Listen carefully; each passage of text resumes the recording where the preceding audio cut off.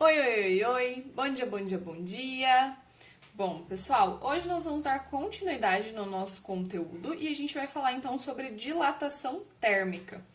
Bom, a dilatação térmica nada mais é do que, no caso se for dilatação, aumento das dimensões de um corpo devido à variação de temperatura. Como nós podemos ter uma variação de temperatura positiva, né, um aumento de temperatura, ou uma variação negativa, que seria então uma diminuição da nossa temperatura, nós podemos ter tanto a dilatação dos corpos quanto a contração desses corpos, beleza? Então, a dilatação térmica ela vai estudar essas variações da dimensão de um corpo devido a uma variação de temperatura, beleza? O que acontece? Em geral, principalmente quando a gente estiver trabalhando com a dilatação dos sólidos, tá? Em geral, quando nós temos um aumento de temperatura, a gente sabe que aumenta a agitação térmica das nossas moléculas, certo? Esse aumento na agitação, em geral, proporciona um aumento no tamanho do nosso corpo, tá? Isso porque quanto mais agitadas as nossas moléculas estiverem, maior é o espaço que ela vai ocupar dentro daquele corpo, certo? Então, em geral, ao aumentar a temperatura, nós aumentamos também as dimensões desse corpo, beleza?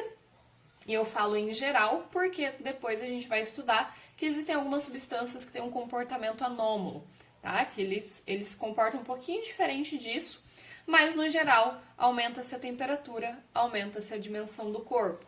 Diminui-se a temperatura, diminui-se a dimensão desse corpo, beleza? Bom, então, a nossa dilatação térmica, ela está diretamente ligada com uma variação de temperatura, certo? E o que acontece? Quando a gente pensa em um corpo qualquer, a gente sabe que ao aquecer esse corpo, todo o corpo sofre uma dilatação, certo? Então, ele vai aumentar tanto na área quanto aqui no comprimento, certo? Só que para facilitar o nosso estudo, nós vamos dividir a nossa dilatação em 3 casos, tá? A linear, a superficial e a volumétrica.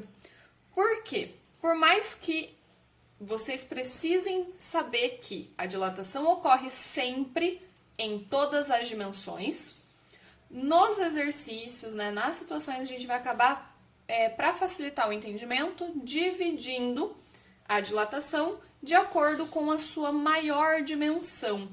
Como assim? Se eu pego este corpo, é uma caneta, o comprimento dessa caneta é muito maior do que a sua área, certo? Isso significa que o tamanho que ele vai aumentar, por mais que seja em todas as suas partes, a gente pode priorizar o aumento apenas no comprimento.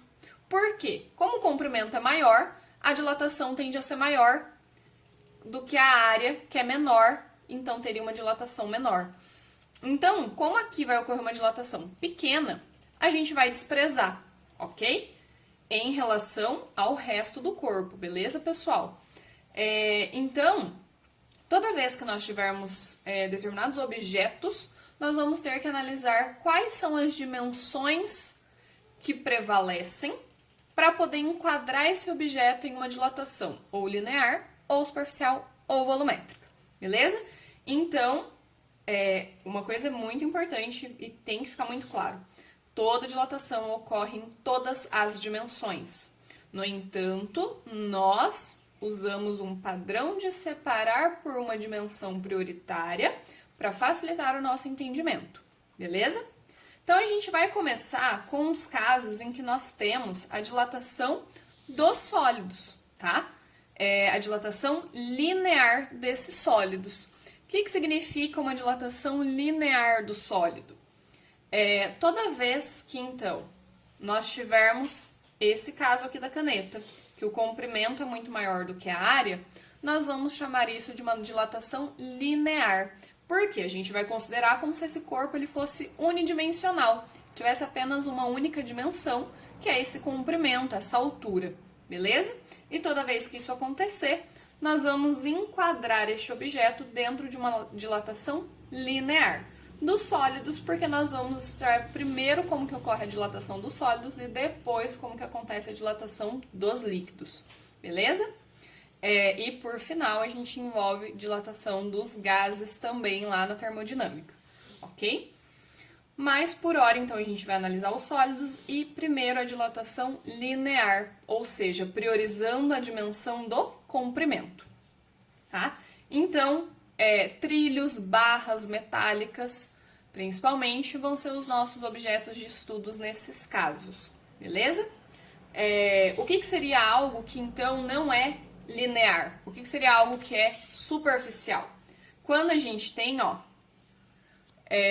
uma área para ser considerada, né? Quando a nossa área importa, ou seja, eu tenho uma base, né, uma largura e um comprimento que faz diferença, que é importante nas dimensões do meu corpo, né? Então, quando a minha área é muito maior do que a minha espessura, aí eu vou considerar isso aqui como uma dilatação superficial, ok?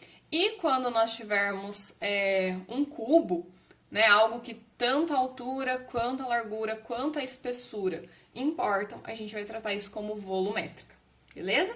Mas então, o nosso primeiro caso, dilatação linear, ela vai ocorrer em barras, né, principalmente, barras, trilhos, e a gente vai priorizar, então, esse comprimento. Ela vai acontecer toda vez que a gente aquecer ou resfriar o nosso corpo, tá, pessoal? Tudo que eu tô falando para a parte da dilatação serve para o caso contrário, que é o do resfriamento, para acontecer uma contração, tá? Então, o que acontece? Vou pegar o caso da dilatação, porque é o mais comum, mas lembra que para contração é exatamente a mesma coisa, a gente usa a mesma equação, tudo igual. A única diferença é que nós teremos uma redução da temperatura, uma redução desse comprimento, beleza?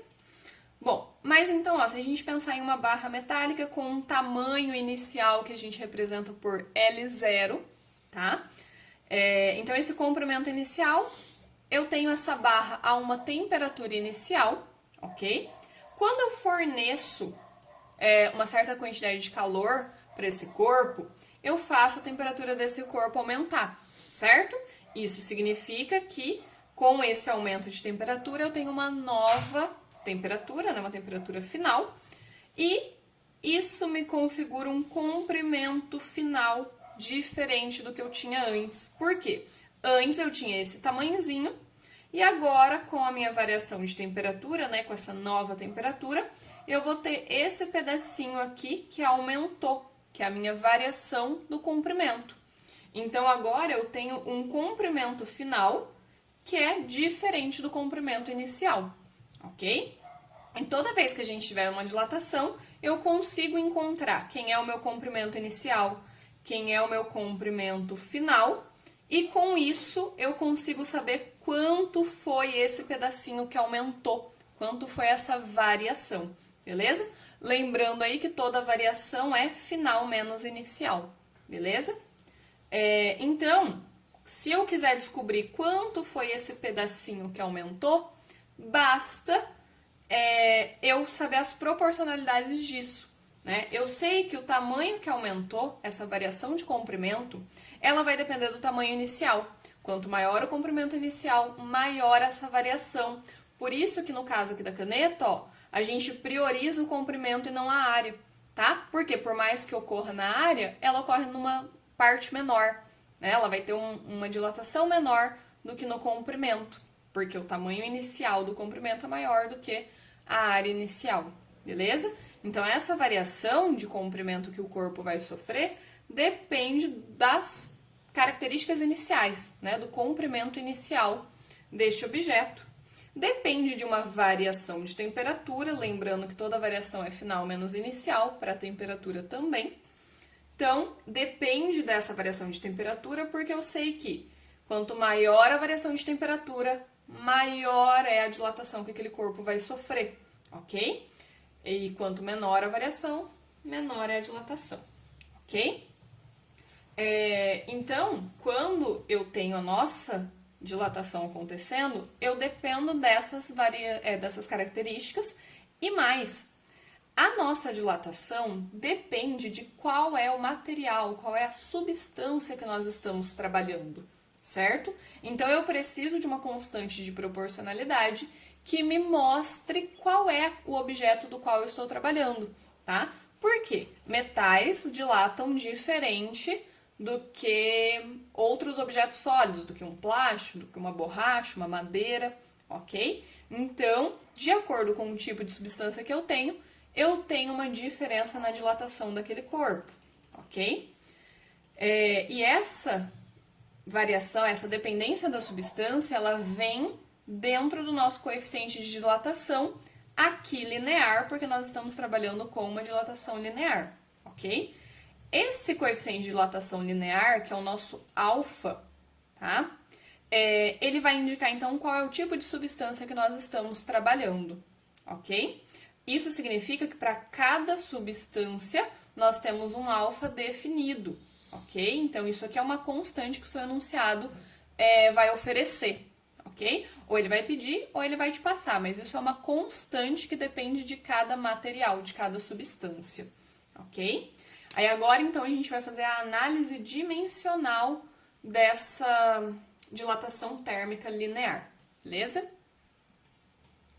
Bom, nós vimos que a dilatação, então, ela depende do comprimento inicial, coeficiente de dilatação linear, porque aqui nós estamos trabalhando com apenas a dimensão linear, variação de temperatura, para descobrir quanto foi essa variação de comprimento.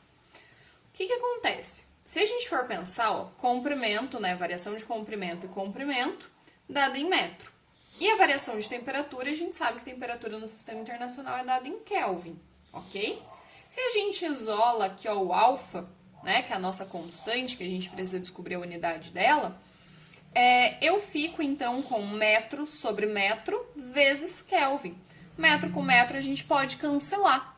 Então, a nossa unidade para o alfa, ela fica dependendo apenas da variação de temperatura, certo? Já que as dependências do comprimento aqui se cancelaram na nossa equação. Então, o nosso alfa, ele fica com uma unidade 1 dividido por Kelvin, que a gente pode expressar isso como sendo Kelvin elevado a menos 1. Mas o que acontece?